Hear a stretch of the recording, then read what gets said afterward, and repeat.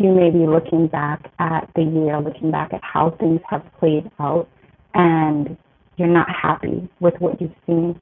You may have been hurt. You may have been rejected. Excuse me. You may have been misunderstood.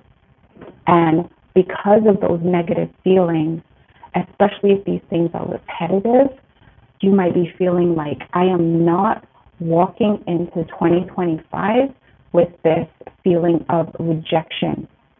Some of you have left friendships, you've left jobs, you've left relationships because you have felt that that environment does not serve you.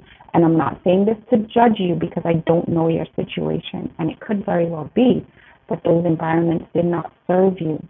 And if you walked away and you had the courage to choose yourself, and not in a selfish way, but to understand that the treatment that you may have subjected yourself to, unfortunately, or the treatment that other people have wanted to subject you to is below God's best for you. And you are at a point in life where you're like, I know I was created for more than this. I know I was created for better than this. And you chose to walk away. That is a good thing. But you're going to need to heal. And this is the part we don't talk about. We talk about the woman who's walked away from an abusive relationship, the man who's walked away from a situation where he's being constantly put down and constantly misunderstood. We talk about those things. There are even, some of you have left the countries and the cities that you knew all your life because that very environment was holding you back and it was keeping you stuck. That is amazing. But when you walk away, you're not walking away from everything that hurt you if you are still carrying it inside. And this is the week where we're dealing with the soul. And what is your soul?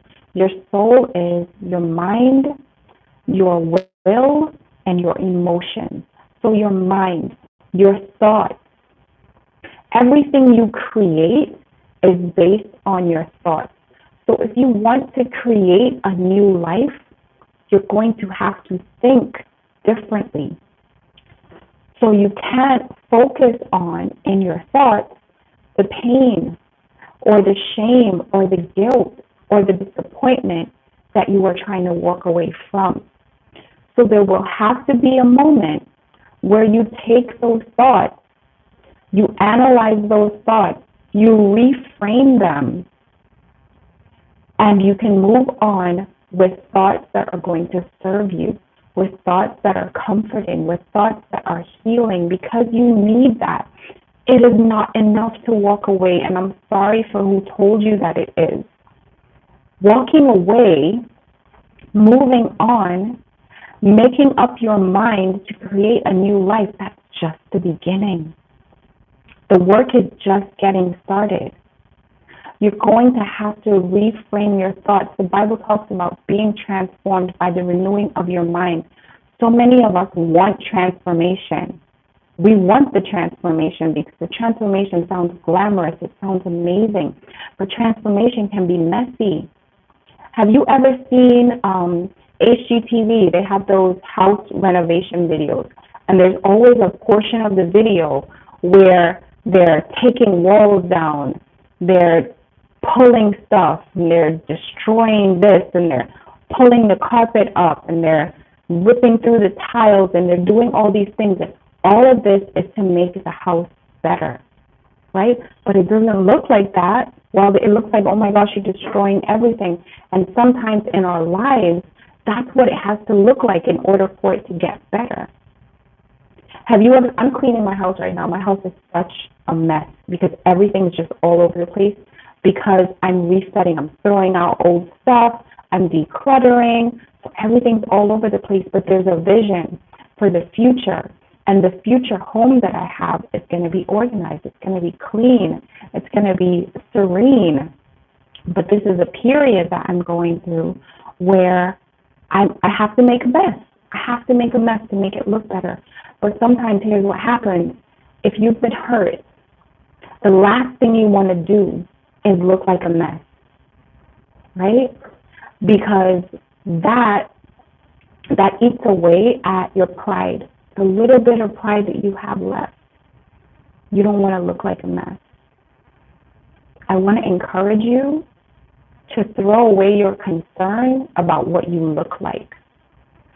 Because if you're more concerned with your image than you are with your transformation, you're going to do yourself a great disservice. Taking the time to heal, taking the time to not be okay is necessary on the way to your transformation. Transformation is, there are levels to it, right? It's not something instant. It's not something that's going to happen right away. So you may have packed up your things and left. You may have said goodbye to that boss. You may have made up your mind that this time you are going to stick to that weight loss program. This time you're going to organize your space. This time, whatever it is that you have decided to do, you made up your mind that this time is going to be different. The only way that you are going to guarantee that is if you change your mind, literally change your mind. I don't mean decide something different, like, oh, I wanted chocolate, now I want strawberry. Not like that. Literally rewire your thinking so that you can show up differently to do the life that you want to do. It's not easy. I wish I could come on here and tell you that when you create a vision board that it's going to change your life.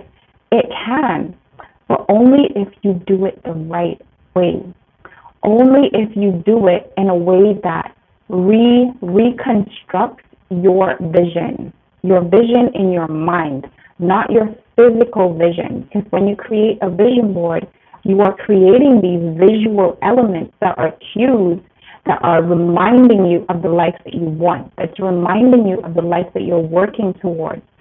But also, there's the woman within, and I spoke about this in a previous video.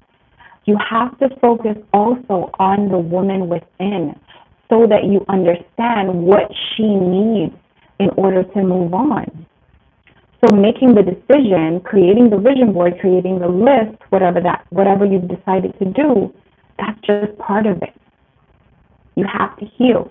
Healing from that relationship, healing from that toxic work environment, healing from the eating behaviors, because I gave those 3 examples earlier, the eating behaviors that are keeping you at a weight that is unhealthy for you. You have to rewire your mind around how those things work.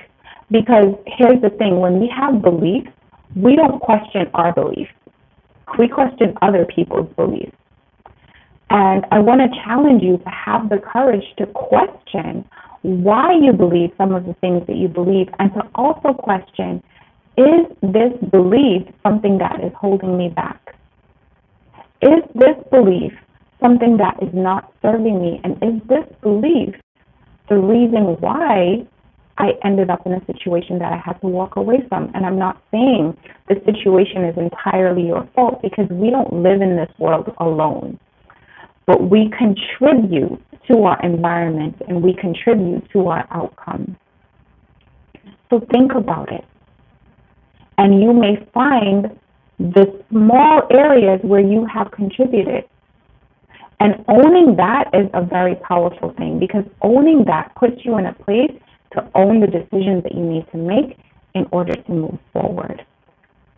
So when we talk about your soul, we're talking about your mind. When we talk about your soul, we're also talking about your will. What is your will? Your will is your desires. What do you want? That's part of your soul. What do you want? What do you believe that you should have? What do you believe that you're entitled to? And as children of God, there are things that we actually are entitled to. And very often when our soul is disjointed and our soul has been pulled apart by life, by not stewarding ourselves well, we get to this point where we don't really understand what it is that we should have, what it is that we are worth. And you definitely have worth. You have value. If you didn't, God wouldn't have created you. So we have to look at our desires. Your desires, those are the things that are going to end up on your vision board. Those are the visuals that are going to end up on your vision board.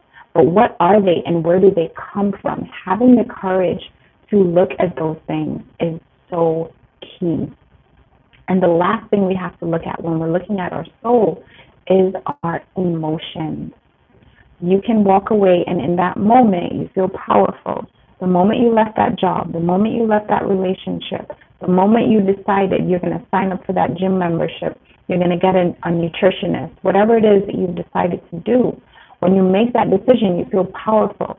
And then 2 days down the line or 2 weeks down the line or 2 months down the line, you're crying and your feelings are all over the place and you can't understand why, because you've made this choice to do this thing to move forward, but yet now you're second guessing yourself and you're not really sure it's going to work out, and you're going back and forth, and you might even begin to self-sabotage because you're not centered. So if you are in a position where you have walked away from something that you don't want anymore, and you are now walking towards something that you do want, be very clear about what that is. Be very clear about why you're walking away, and be very clear about the fact that you need to heal. You need to heal. Hear me well. It does not matter what it is. You don't only need to heal from relationships. You need to heal from financial issues. You need to heal from health issues.